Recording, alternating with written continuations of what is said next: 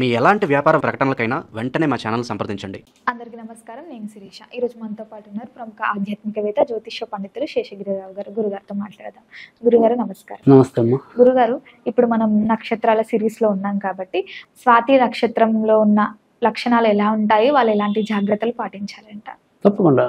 స్వాతి నక్షత్రం కూడా మంచి అదృష్ట నక్షత్రాలు, అది కూడా ఒకటిగా చెప్పాలి. అంటే మనం ఎప్పుడూ సరే అదృష్ట దురదృష్టాలు అనేది నిర్ణయించడానికి ఎప్పుడైనా సరే వాళ్ళ వ్యక్తిగత జాతకాలను మరింత ఎక్కువగా ప్రస్ఫుటంగా చెప్పడం. అంటే అదృష్టం అనేది అందరికీ పడుతుంది, కానీ ఆ పట్టిన అదృష్టాన్ని నిలుపుకునే వాళ్ళు అతి కొద్ది మంది మాత్రమే ఉంటారు. సో ఈ స్వాతి నక్షత్రం ఏదైతే ఉంటుందో వాళ్ళు జీవితంలో అన్నీ అనుభవిస్తారు. అంటే సొంత ఇల్లులు అనుకోండి, సొంత వాహనాలు అనుకోండి, ఇలా మనం ఏవైతే కోరికలు పెట్టుకుంటామో సాధారణంగా ఆ కోరికలన్నీ నెరవేరబడే నక్షత్రాల్లో స్వాతి కూడా ఒకటి. అది నిలుపుకోవడం అనేది మనం చెప్పం కానీ, బట్ ఓకే, ఖచ్చితంగా జీవితంలో ఒకసారైనా నేను అనుభవిస్తానా అంటే ఎస్ అనే చెప్తాం, రైట్. తర్వాత స్వాతి నక్షత్రంకి వచ్చేప్పటికి ఏంటంటే వాళ్ళు పుట్టడమే రాహు దశలో పుడతారు కనుక వీరికి కూడా ఇంచుమించుగా 18 ఏళ్ళు రాహు దశ మొత్తం ఉంటే కనుక, సో అదే 2వ పాదంకి అయితే తగ్గుతుంది, 3వ పాదం ఇంకొద్దిగా తగ్గుతుంది, సో 4వ పాదానికి ఇంకొద్దిగా తగ్గుతుంది. అదే మొదటి పాదంలో పుట్టిన వాళ్ళు ఇంచుమించు 16 నుంచి 18 ఏళ్ళు జీవితంలో కొంతవరకు ఇబ్బంది పడటం, అప్పటిదాకా వాళ్ళ మైండ్ సెట్ ఒకేలాగా ఉండకపోవటం, బాల్యంలో అతి అల్లరి చేసే వాళ్ళుగా ఉండటం, సో ఈ ఏమంటాం పాపపుణ్య విచక్షణ లేకుండా ప్రవర్తించడం, అంటే ఏమంటాం జంతువులను కొట్టి హింసించటం, ఇలాంటివి ఏవైతే ఉంటాయో, అంటే ఆ అల్లరికి ఒక ఆలోచన ఉండదు. సో అలాంటి ఆలోచనలు కలగటం, సో ఇలాంటివన్నీ కూడా వీళ్ళకి మొదట్లోనే ఆ రకమైన తత్వం ఎక్కువగా ఉండటం అనేది జరుగుతుంది. తర్వాత రెండోది వచ్చేప్పటికి ఏంటంటే ఎక్కువ అవతల వాళ్ళు కూడా చులకనగా మాట్లాడటం అనేది చిన్నప్పటి నుంచి కూడా ఎంతో కొంత అలవాటు అవుతుంది. సో అది వాళ్ళ తోడబుట్టిన వాళ్ళైనా ఎవరైనా సరే నీదాకా చేసావా, సో నేనైతే ఇంకా గొప్పగా చేసేవాడిని, ఎందుకంటే నీకు చెప్పాను, నాకు చెప్పుంటేనా భలే చేసేవాడిని అన్నట్టుగా మాట్లాడతారనమాట. సో అది వీళ్ళ కొద్దిగా మొదట్లో ఉంటుంది, కానీ తర్వాత నెమ్మదిగా కొంతవరకు కంట్రోల్ అవటం అనేది ఉంటుంది. తర్వాత రెండోది ఏంటంటే మేషరాశి వాళ్ళ కానీ వీళ్ళు కూడా కొద్దిగా మాటలు సూటిగా ఉంటాయి. అంటే ఏమంటాం త్రాసు అంటాం, తులారాశి అంటేనే త్రాసు, అది అంటే కొత్త వేసి మాట్లాడినట్టు ఉంటుంది. సో అలా అది అవతల వాళ్ళకి ఒక్కోసారి రుచించకపోవచ్చు. సో అంటే మనకి ఇప్పుడు ఏదైనా సరే ఆ చీర ఉంది అనుకో, ఏంటి ఇలాంటి చీర కట్టావు, లేదా ఇలాంటి బొట్టెట్టావు అనేది సూటిగా చెప్పేయటం అనేది ఉంటుంది. కానీ అది నిజంగా వాళ్ళు ఆలోచిస్తారు, అంటే ఈ బొట్టు కరెక్ట్గా మీకు మ్యాచ్ అయిందా లేదా, ఈ దిద్దులు మీకు కరెక్ట్గా మ్యాచ్ అయ్యా లేదా అనేది వాళ్ళకు ఉంటుంది. కానీ అది మొహం మీద చెప్తే అది అవతల వాళ్ళకి అంత రుచించకపోవచ్చు. సో అది వీళ్ళు ఎక్కడైనా వర్క్ చేసినా కూడా అదే లెవెల్లో ఉండటం అనేది అయితే ఉంటుంది. అది కొద్దిగా తులారాశికి ఇబ్బంది అయిన విషయంగా చెప్పాల్సి ఉంటుంది. గురుగారు, ఈ స్వాతి నక్షత్రం ఉన్న విద్యార్థులు ఎలా ఉంటుందంటారు వాళ్ళ గుణాలు, అలాగే వాళ్ళు ఎలాంటి చదువులు చదివితే వాళ్ళకి మంచి ఫ్యూచర్ ఉందంటారు? తప్పకుండా. స్వాతి నక్షత్రం అనేప్పటికీ రాహు నక్షత్రం అని ఇందాక మనం చెప్పుకున్నాం. తర్వాత రాహు ఏంటంటే మనకి రెండింటికి చాలా అద్భుతంగా, అంటే ఇప్పుడు ఇవాళ ఏదైతే కంప్యూటర్ రంగం ఉందో, అంటే సాఫ్ట్వేర్ రంగం అనేది ఏదైతే ఉంటుందో ఆ సాఫ్ట్వేర్ రంగాలన్నిటికీ కూడా చాలా రాహు ఉపయుక్తంగా ఉండటం అనేది. తర్వాత మెడికల్లో కూడా ఈయనే. సో మెడికల్లో మనం ఒక అత్యున్నత స్థాయికి చేరాలన్నా కూడా రాహు. తర్వాత మూడోది, అందుకే మీకు తులారాశిలో ఈ సినిమా యాక్టర్లు అందరూ కూడా ఎక్కువ కనపడటం అనేది అయితే ఉంటుంది. రాహు అభినయానికి చాలా ఎక్కువ ఉపయుక్తంగా ఉండే గ్రహం కనుక ఈ సినిమాలో రాణింపు ఉండాలన్నా కూడా ఆయనే ఉండాలి. అత్యధిక భాగం మనకి మంచి మంచి స్టార్స్ అందరూ కూడా ఇదే తులారాశిలో జన్మించిన వాళ్ళే వాళ్ళు ఉన్నారు. అంటే చిత్తా నక్షత్రంలో పుట్టిన వాళ్ళు ఉన్నారు, స్వాతి నక్షత్రంలో పుట్టిన వాళ్ళు కూడా ఉన్నారు, కానీ బట్ తులారాశిలో ఎక్కువ మంది జన్మించడం అనేది ఉంది. వాళ్ళ సోకాలు మనం పెద్ద పెద్ద హీరోలు ఎవరైతే ఉంటారో, ఇటు కమల్ హాసన్ అవ్వచ్చు, చిరంజీవి అవ్వచ్చు, పవన్ కళ్యాణ్ అవ్వచ్చు, ఇలాంటి వీళ్ళందరూ కూడా ఎక్కువ మంది దీంట్లో ఉన్న వాళ్ళు ఉన్నారు.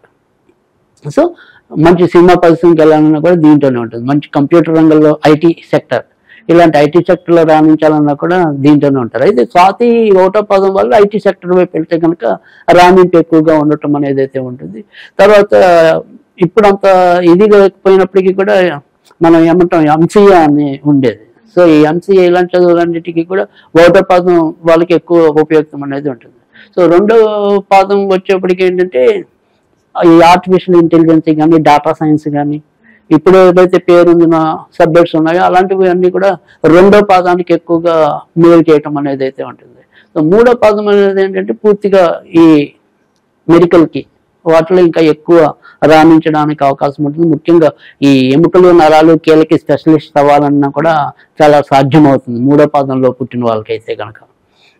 ఏదైతే నాలుగో పాదంలో పుడతారో వాళ్ళు మళ్ళీ ఈ ఐటీ సెక్టర్ కానీ తర్వాత ఈ కంప్యూటర్స్ సంబంధించిన వాటిలో కానీ అలాంటి వాటిలో ఎక్కువగా రాణింపడానికి ఉంటుంది. అంటే మొత్తం మీద మనం చెప్పాలంటే కనుక 3 రంగాలు ఉన్నాయి. ఈ 3 రంగాలు ఒకటి సినిమా రంగం అని చెప్పాం, రెండోది కంప్యూటర్ రంగం అని చెప్పాం, మూడోది వచ్చేప్పటికి వైద్య రంగం అన్నాం. సో ఏవైతే మంచి రంగాలు ఉన్నాయో ఆ 3 రంగాలు ఈ స్వాతి నక్షత్రానికి అనుకూలం అనే చెప్పాలి.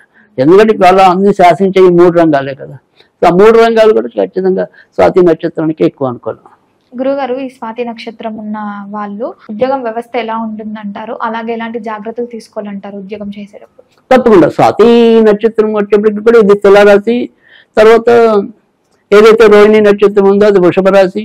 సో ఈ వృషభ రాశి కానీ తర్వాత తులారాశి కానీ ఈ రెండింటికి అధిపతి శుక్రుడు. సో అందుకని ఇక్కడ శుక్రుడు అవుతూ ఉంటాడు కాబట్టి ఖచ్చితంగా ఎవరికైనా సరే కొద్దిగా ఈ విలాసవంతమైన జీవితం నడపాలి అనే కోరిక ఎక్కువగా ఉండటం అనేది ఉంటుంది. సో సొమ్ము సంపాదించుకుంటూ విలాసాన్ని అనుభవించడం అనేది ఒక ఎత్తు. అలా కాకుండా మనం ఏదైనా సరే అప్పు చేసైనా సరే విలాసాలని పొందాలి అనేది కానీ సో అది కొద్దిగా వీళ్ళు ఆ రకంగా కొంత జాగ్రత్త తీసుకోవాలంటే అప్పులు చేసుకుంటూ వెళ్ళే పద్ధతి కూడా ఈ తులారాశికి ఉంటుంది వాళ్ళు. ఎందుకంటే ఎలాగోలా ఆ నిమిషానికి సుఖపడిపోవాలి, ఆ నిమిషానికి మనం 10 మందిలో వెనక్కి తగ్గకూడదు. దానివల్ల ఒక్కోసారి అప్పులు చేయటం అనేది. తర్వాత రెండోది ఏంటంటే ఇదే తులారాశిలో ఉంటే నెగిటివ్ కోణం చెప్పాలి అంటే కనుక ఇవాళ మనకి ఏదైనా సరే ఈ విద్యార్థులు అవ్వచ్చు, ఉద్యోగస్తులు అవ్వచ్చు, ముఖ్యంగా ఈ షేర్ మార్కెట్లో కానీ ఈ గేమింగ్ ఉంటాం ఈ యాప్స్ ఉంటాయి కదా కొన్ని చెడిపోవడానికి, సో జోగం లాంటిది. సో అలాంటి యాప్స్ ఏవైతే ఉంటాయో అలాంటి వాటిలో సంపదలు పోగొట్టుకునే వాళ్ళు కూడా ఇందులోనే ఎక్కువ ఉంటారు. ఎందుకంటే మనం రూపాయి వేసి 10 రూపాయలు రావాలని కోరుకునే ఒక అత్యాశ ఏదైతే ఉంటుందో దానివల్ల కూడా ఇబ్బంది పడటం అనేది ఈ గేమ్ యాప్స్ ఇలాంటివన్నీ. సో వాటికి కొంతవరకు వీళ్ళు దూరంగా ఉండటం అనేది అవసరం. లేదంటే ఒక్కోసారి చాలా వరకు నష్టపోవడానికి కూడా అవకాశాలు ఎక్కువగా ఉంటాయి. సో ఉద్యోగం చేసుకోవటంలో నిజాయితీ ఉన్నప్పటికీ కూడా కోరికలు అనేది కూడా ఎక్కువగానే ఉంటాయి కనుక సైడ్ ట్రాక్ పట్టడం, సో వ్యతిరేక దిశలో వెళ్ళి సంపాదించాలని కోరుకోవటం అనేది ఏదైతే ఉంటుందో అది ఒకసారి వీళ్ళని నష్టాలు పాలు చేయడానికి కూడా అవకాశాలు ఎక్కువగా ఉంటాయి. గురుగారు, ముఖ్యంగా ఈ స్వాతి నక్షత్రం వాళ్ళకి వివాహ జీవితం ఎలా ఉంటుందంటారు? ఏదైనా జాగ్రత్తలు తీసుకోవాలంటే తెలియజేయండి. తప్పకుండా తులారాశి ఏదైతే ఉంటుందో వైవాహిక జీవితం అనేది పర్వాలేదు, కాకపోతే ఏదైనా సరే కొంతవరకు జాగ్రత్త పడాల్సింది ఏదైనప్పటికీ ఉంది అంటే కనుక ఒక్కోసారి అన్ని సంబంధాలు ఏర్పడడానికి కూడా అవకాశాలు దీంట్లోనే ఎక్కువ ఉంటాయి.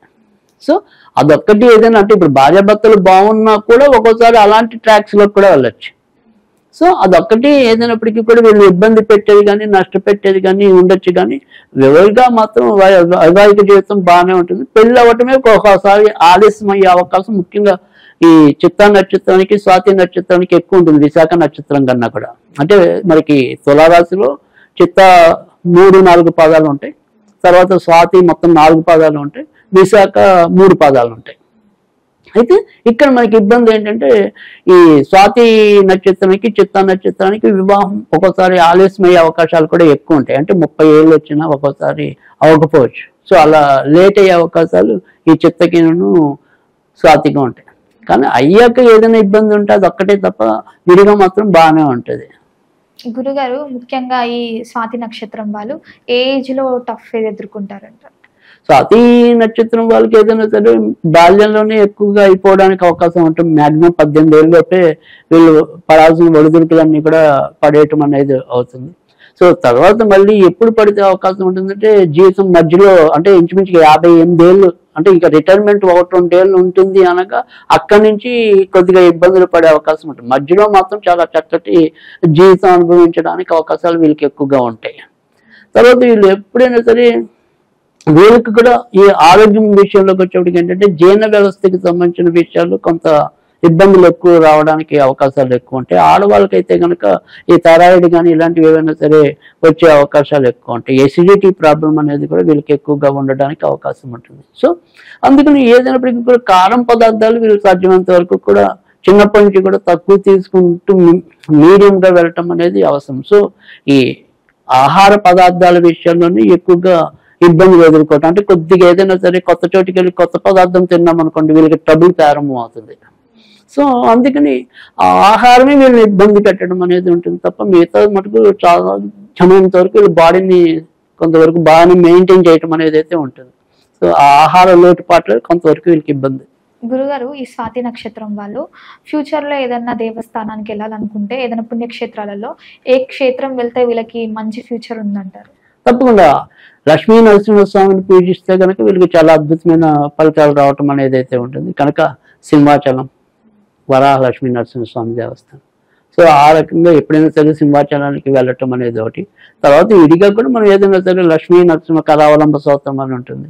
సో దాన్ని నిత్యం పఠించడం అనేది ఒకటి. ఇంట్లో కూడా ఏదైనా సరే గురువారాలు అప్పుడప్పుడు నరసింహస్వామికి పానకం నివేదన చేయటం, లేదా మంగళగిరిలో కూడా నరసింహస్వామి గుడి ఉంటుంది, అక్కడికి వెళ్ళటం. ఈ 2 దేవాలయాలకి జీవితంలో ఒకసారైనా కూడా వెళ్ళగలిగితే మంచి ఫలితాలు రావడానికి అవకాశం ఎక్కువగా ఉంటుంది.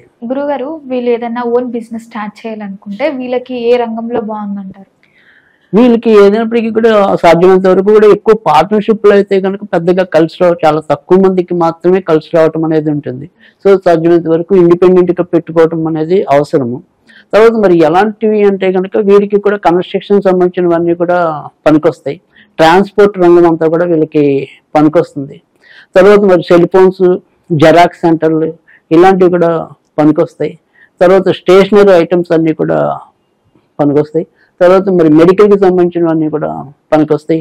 క్యాస్ట్యూమ్స్కి సంబంధించినవన్నీ కూడా పనికొస్తాయి. తర్వాత మరి నగలకు సంబంధించిన వీళ్ళకి కూడా ఖచ్చితంగా పనికొస్తాయి. సో ఈ రకమైన వ్యాపారాలు వీళ్ళకి ఎక్కువగా లాభిస్తాయి. గురుగారు, ఈ స్వాతి నక్షత్రం వాళ్ళు ఇంకా బెటర్ ఫ్యూచర్ చూడాలంటే ఎలాంటి జాగ్రత్తలు తీసుకుంటే వీళ్ళకి ఇంకా మంచి లైఫ్ ఉంటుంది?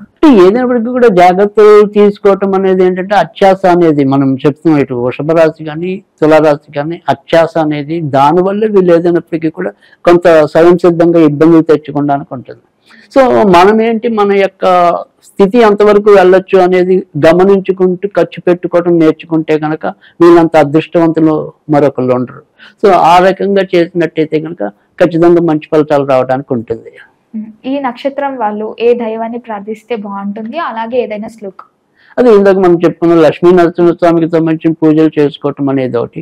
తర్వాత వీళ్ళు ఏదైనా సరే ముఖ్యమైన పని చేయాలి అనుకున్నప్పుడు ఎప్పుడైనా సరే ఆదివారం అనేది ఒకటి, బుధవారం అనేది ఒకటి, శుక్రవారం అనేది, శనివారం అనేది, ఈ 4 రోజులు ఎక్కువగా కలిసి రావటం. ఇంకా ఏదైనప్పటికీ కూడా మనం ఒక శ్లోకం లాగా చదువుకోవాలంటే స్తోత్రం అయితే ఇందాక చెప్పుకున్నాం, కరావలంబ స్తోత్రం అనేది చదివితే నరసింహస్వామి చాలా అద్భుతంగా పనిచేయటం అనేది ఉంటుందని చెప్పి, ఇంకా మంగళవారాలు ఏదైనా సరే ఆయనకి పానకం పెట్టడం అనేది కూడా చెప్పుకున్నాం. ఇంకా చదువుకోవటం అంటే కనుక ఓం నమో భగవతే లక్ష్మీ నరసింహాయ నమః, ఓం నమో భగవతే లక్ష్మీ నరసింహాయ నమః అనేది చదువుకున్నట్టయితే కనుక మంచి ఫలితాలు రావడానికి ఉంటుంది. గురుగారు, మొత్తం మీద స్వాతి నక్షత్రం వాళ్ళ లక్షణాలు ఎలా ఉంటాయి, ఎలాంటి జాగ్రత్తలు తీసుకోవాలి, ఏ దైవారాధన చేయాలో తెలియజేసినందుకు ధన్యవాదాలు.